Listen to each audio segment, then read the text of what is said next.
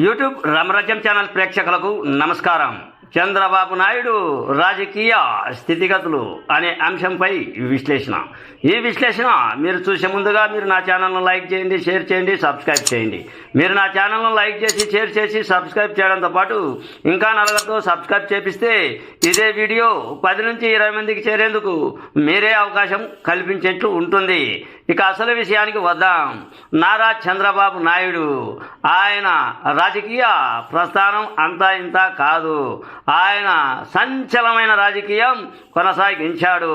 25 ఏళ్లకే ఎమ్మెల్యేగా కొనసాగారు. 30 ఏళ్లకు మంత్రి అయ్యారు.